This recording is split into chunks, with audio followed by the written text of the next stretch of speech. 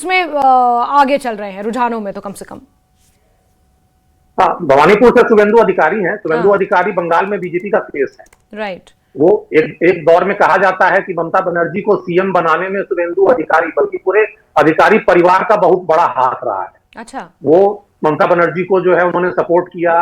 Nandigram seat पर शुभेंदु अधिकारी खुद ममता बनर्जी को लेके गए थे पिछले चुनाव में, जब वो वहां से जीत रही थी। नंदीग्राम नक्सल बेल्ट रहा सब दिन से, लेकिन वो शुभेंदु अधिकारी परिवार का गढ़ था।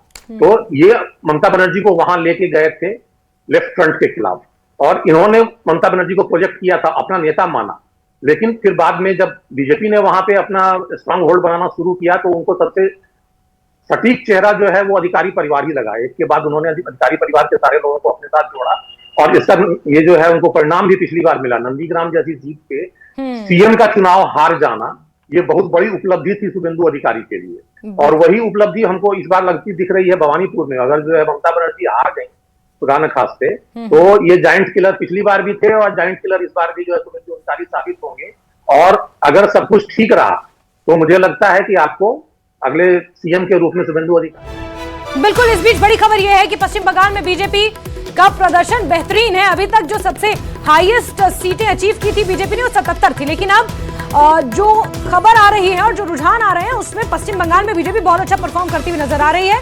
पुडुचेरी के रुझानों में भी और असम के रुझानों में भी बीजेपी आगे नजर आ रही है। तो पुडुचेरी और असम को लेकर तो काफी हद तक ये कहा जा रहा था, क्योंकि एग्जिट पोल भी इसी तरह के जो समीकरण आगे देखने को मिल रहे थे वो यही थे कि कम से कम असम और पुडुचेरी तो बीजेपी के पाले में आ सकती है, क्योंकि वहां पर बहुत सारे ऐसे फैक्टर्स हैं। लेकिन पश्चिम बंगाल में शुभेंदु अधिकारी जो 2 सीटों पर एक्चुअली चुनाव लड़ रहे हैं, और उन दोनों सीटों पर चाहे नंदीग्राम हो चाहे भवानीपुर, दोनों पर आगे चल रहे हैं। और इसी आधार पर जो रुझान आए हैं उसमें बीजेपी जिस तरह से आगे चल रही है रुझानों में, उसमें यह लग रहा है कि कहीं ना कहीं बीजेपी पश्चिम बंगाल में प्रदर्शन अच्छा कर रही है, या बीजेपी ने जो एग्रेसिव कैंपेन चलाया और बंगाल में जो लड़ाई देखने को मिली, चाहे वो आइडेंटिटी की लड़ाई हो, आइडियोलॉजी की लड़ाई हो, लीडरशिप की लड़ाई हो, और सबसे बड़ी बात कि हाई वोल्टेज कैंपेन जो एक तरह से पश्चिम बंगाल में देखने को मिला था, वो अपना असर दिखा रहा है। सुमन सर हमारे साथ लगातार बने हुए हैं। सुमन जी, पुडुचेरी और असम को लेकर तो बीजेपी काफी हद तक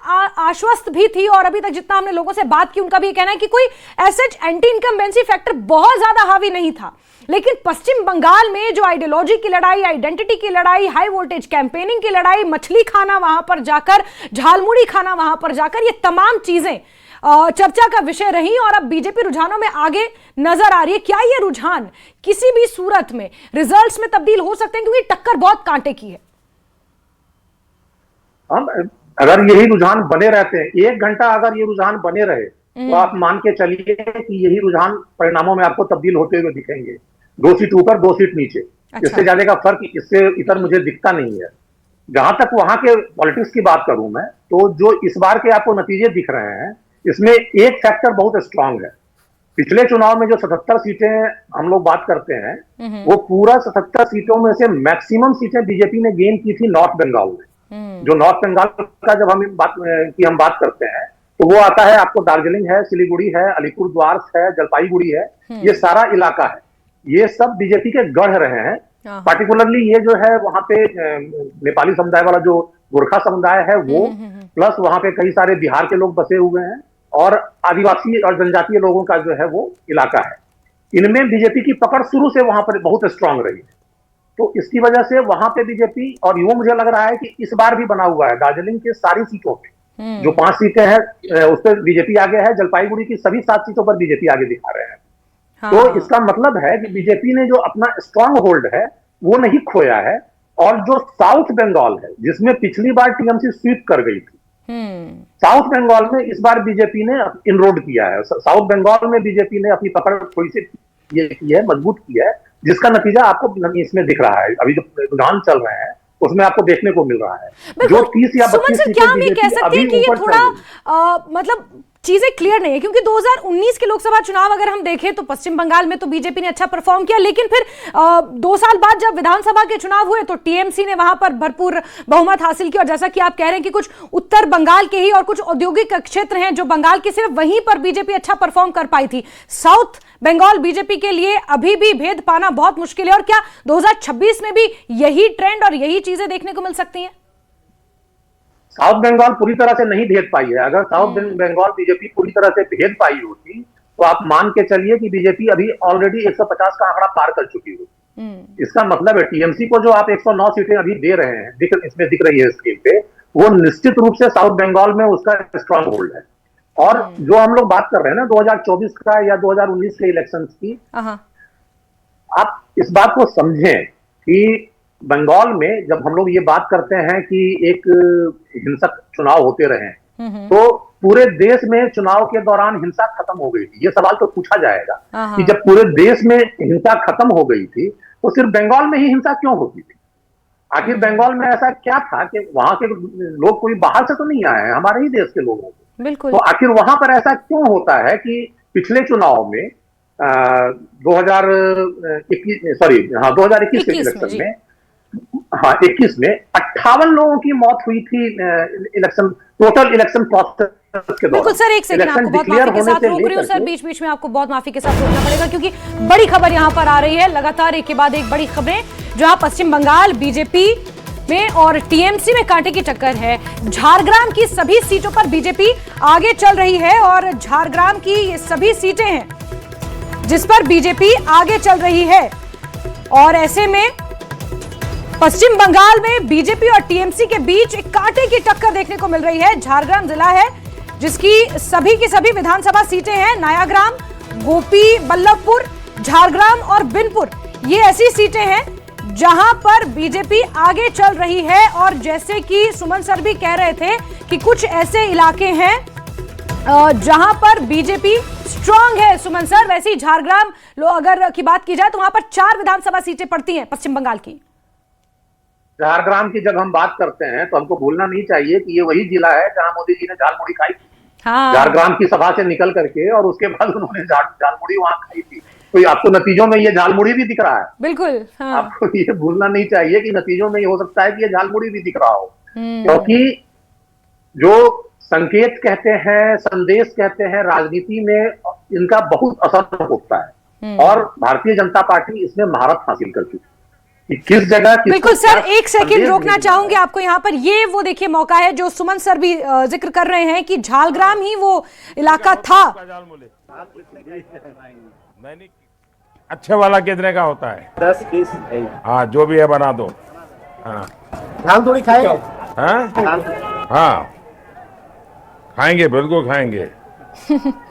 तो कितना 10 रुपए देना है? दुकान में आए सर।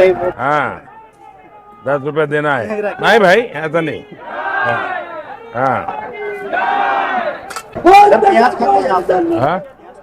हाँ प्याज खाते हैं कि प्रधानमंत्री ने प्याज भी डलवाया और कहा कि दिमाग नहीं खाते हैं, तुम झालमुड़ी बनाओ बस। भाई हमें अपना झालमुड़ी खिलाओ। आनफाले पश्चिमबंगर विख्यात झालमुड़ी हठात प्रधानमंत्री हुआ। तो ये वो तस्वीरें सुमन सर आप जिक्र कर रहे थे कि झालमुड़ी का काम कर गया, झाल ने अपना काम कर दिया यहाँ पर, और टीएमसी को तो ठीक झाल लगी होगी इस वक्त। सुमन सर झालमुड़ी खाई मोदी जी ने और ये झाल लगा है टीएमसी को। बिल्कुल। लेकिन ठीक है, अब मेरे ख्याल से हम लोग को एक बार केरल देखना चाहिए। ठीक है, बिल्कुल बड़े चौंकाने वाले आ रहे हैं। यूडीएफ जो है वहां पे लीड पे आ गई है, एलडीएफ हार रही है। हाँ, ये एक बड़ा इंटरेस्टिंग फैक्टर था सर कि पश्चिम बंगाल तो इंटरेस्टिंग है ही अपने आप में, लेकिन ये जिक्र किया जा रहा था कि केरला भी सबसे ज्यादा इंटरेस्टिंग इस वक्त हो चुका है। असल खेल केरला में ही हो रहा है। जो लेफ्ट है, लेफ्ट फ्रंट कहीं ना कहीं पीछे और कांग्रेस लेड यूडीएफ फ्रंट आगे, तो कांग्रेस की थोड़ी सी उम्मीदें यहां पर हम कह सकते हैं कि बढ़ी हुई हैं। हाँ, अब जो है रुझानों में तो आपको बहुमत दिख रहा है। रुझानों में यूडीएफ को बहुमत ऑलरेडी मिल चुका है। तो अगर ये ट्रेंड बने रहते हैं, 1 घंटे और ये ट्रेंड बने रहते हैं, तो केरल कांग्रेस के खाते में चला जाएगा। एक और राज्य जो है वो कांग्रेस शासित आपको दिखेगा देश। सर बड़ी इंटरेस्टिंग बात मैं आपको बताऊं, अगर सोशल बंगाल में मीडिया पर जो केरला के मुख्यमंत्री हैं उन्होंने अपना सीएम पद हटा दिया है। सोशल मीडिया अपने जो बायो में मुख्यमंत्री का जो पद होता है उसे फिलहाल के लिए हटा दिया है उन्होंने। ये एक आज सुबह की इंटरेस्टिंग खबर थी। तो क्या पता उनके पास जो है सूचना आई हो पहले से, तो या फिर विजयन है, विजयन बहुत सीजन्ड पॉलिटिशियन है, बहुत सौम्य जिसको कहते हैं, सौम्य राजनेता है, बहुत ज्यादा एग्रेशन वाले नेता नहीं माने जाते हैं। तो उनके लिए ये बहुत स्वाभाविक है कि उन्होंने पहले ही अपना ये हटा दिया है। अगर दोबारा जीतेंगे तो फिर से लगा लेंगे, उसमें क्या दिक्कत है। ये तो घर की खेती है, आप जब चाहें तब टाइप कर लें उसमें। अब तमिलनाडु में देखिए TVK 61 उन्होंने DMK को पीछे छोड़ दिया। तमिलनाडु जो है वो भी अब बदलाव की ओर अग्रसर हो गया है। तो आप एक साथ 3 राज्य बदलाव की ओर जा रहे हैं। अगर यही ट्रेंड बने रहते हैं वो 5 में से 3 राज्य बदलाव की ओर जा रहे हैं, और जो 2 राज्य नहीं जा रहे हैं उनके बारे में सभी को पहले से पता था कि ये नहीं जाएंगे। ये जिस रास्ते पे हैं उसी रास्ते पे। बिल्कुल बिल्कुल। अभी थोड़ा सा ट्रेंड्स पर अगर हम फोकस करें तो जैसा कि सर कह रहे हैं कि 3 ऐसे राज्य हैं जहां पर बदलाव देखने को मिल रहा है। उसमें सबसे बड़ा जो बदलाव होगा वो पश्चिम बंगाल का ही माना जाएगा। इसके अलावा अगर तमिलनाडु का आपने जिक्र किया था सर, उसमें मुख्य फैक्टर्स आप क्या मानते हैं? लीडरशिप फैक्टर एक है, या जो द्रविडियन मूवमेंट से निकली द्रविडियन राजनीति वर्सेस पूरी की पूरी नेशनल पॉलिटिक्स हमने वहां पर देखी, क्या वो फैक्टर है? क्योंकि अगर 3 राज्य जितना मैं समझ पाई हूं, जैसे तमिलनाडु की अगर बात कर ली जाए, असम की बात कर ली जाए और पश्चिम बंगाल, यहां पर आइडियोलॉजी और आइडेंटिटी 2 ऐसे फैक्टर्स हैं जो कहीं ना कहीं बहुत ज्यादा प्रभावी होते हैं चुनावों में। तमिलनाडु तो चूंकि हर 5 साल में बदलने के लिए जाना जाता है, लेकिन इस बार जो है तमिलियंस के पास एक विकल्प था TVK के रूप में, और जैसा अभी दिख रहा है मुझे लगता है कि लोगों ने उस विकल्प को चुन लिया है। अगर बहुमत न भी मिले तो ये बहुमत के करीब बहुत नजदीक तक पहुंच जाएंगे। अब कौन इनको बाहर से सपोर्ट करता है या ये किसी को सपोर्ट करता है, ये देखने वाली बात होगी। वहां पर अब गठबंधन की सरकार होगी या बहुमत की होगी, 1 से 1.5 घंटे में क्लियर होगा। लेकिन जो तमिलनाडु का अपना एक ये रहा है इतिहास कि वो 5 साल में सरकार बदलते हैं, वो मुझे लगता है कि इस बार भी वो बदलने जा रहे हैं सरकार को। तो क्या लेफ्ट का पतन माने हम इससे सर, क्योंकि एक ही राज्य है जहां लेफ्ट की सरकार है? हाँ, लेफ्ट का पतन तो अब आप जो है देश में तो मान लीजिए, क्योंकि अब कहीं और तो वो रह नहीं गए हैं। और वाम के साथ सबसे बड़ा संकट ये है कि सत्ता से बाहर जाने के बाद उनके लिए चल पाना बड़ा मुश्किल हो गया है। आप बिहार देख लें, एक दौर में बहुत मजबूत थे, वो बहुत ही कमजोर हो गए। बंगाल देख लीजिए, वो बिल्कुल ही साफ हो गए। त्रिपुरा देख लीजिए, वो बिल्कुल ही साफ हो गए हैं। और अब जो है तमिलनाडु में वही स्थिति थी। तमिलनाडु में वो कंधे पे सवार होकर के जाते हैं, लेकिन वो कंधा भी जो है अगर इस बार बिल्कुल। ये बड़ी खबर, जहां पश्चिम बंगाल में बीजेपी 119 सीटों पर आगे चल रही है और TMC 109 सीटों पर आगे नजर आ रही है। पश्चिम बंगाल में बीजेपी अच्छा परफॉर्म करती हुई नजर आ रही है। वहीं तमिलनाडु में 51 सीटों पर DMK, तो वहीं असम में बीजेपी 69 यानी कि 69 सीटों पर आगे चल रही है। और केरल में LDF यानी कि जो लेफ्ट फ्रंट है वो 57 और UDF 78 सीटों पर, जिसका अभी जिक्र कर रहे थे सुमन सर। तो वहीं न्यूज 18 आपको 5 राज्यों के सबसे सटीक आंकड़े भी दिखा रहा है। ये आंकड़े रुझानों के हैं। हर काउंटिंग सेंटर पर न्यूज 18 के संवाददाता मौजूद हैं जो सबसे पहले हर अपडेट न्यूज 18 के लाइव रिजल्ट हब तक भेज रहे हैं, और वहां से हम आपको ये सटीक आंकड़े आपके टैलीज पर अपडेट कर रहे हैं। ताजा आंकड़े क्या हैं ये बता रही हैं रिजल्ट हब से हमारी सहयोगी वैष्णवी द्विवेदी। 5 राज्यों में जिस तरह से चुनाव हैं, वेस्ट बंगाल, असम, पुडुचेरी, तमिलनाडु, केरलम, इस वक्त मैं मौजूद हूं तमिलनाडु के डेस्क पे और यहां पे जानेंगे कि किस तरह से जो रुझान आ रहे हैं, सामने आ रहे हैं, वो क्या है। तो क्या इस वक्त तमिलनाडु में किसकी लीड दिख रही है, कौन जीत रहा है, कौन आगे नजर आ रहा है?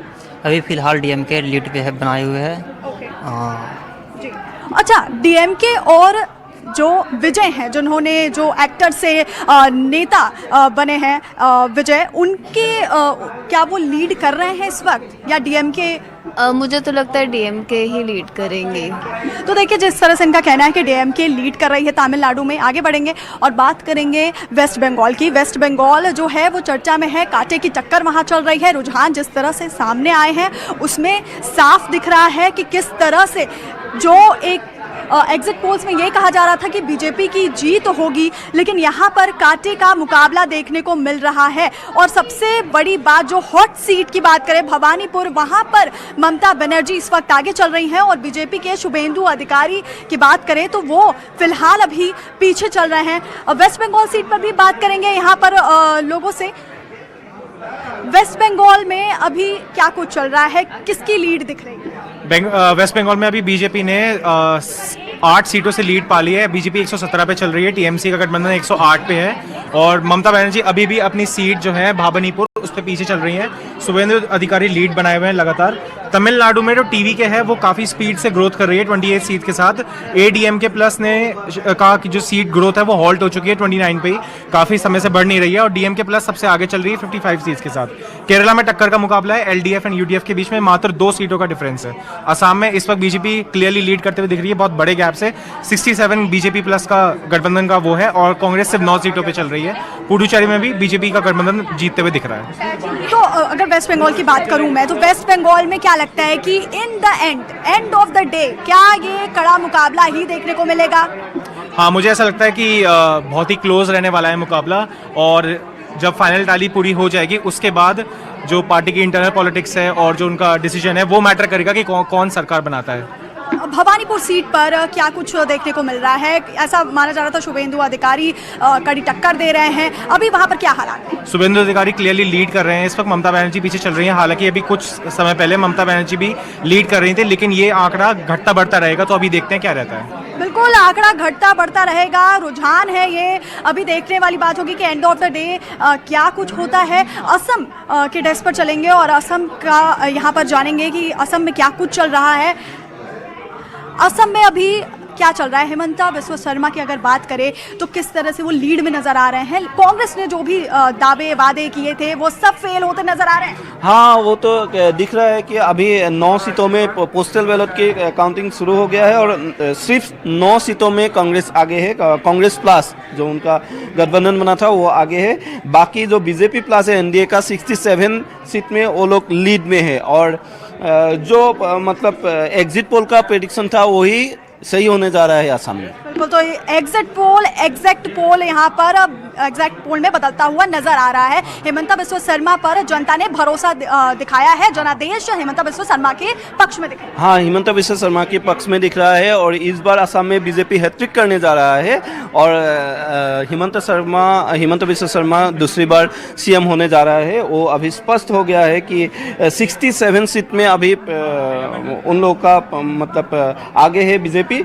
और बाकी का जो है कि एआईडीएफ जो था पहले वो भी इस बार एक ही सीट में अभी तक लीड करके दिख रहा है, बाकी अदर्स का एक है और ऐसे ही रिजल्ट सभी ने प्रेडिक्ट किया हुआ था और एग्जिट पोल यहाँ पे एग्जैक्ट होके दिख रहा है।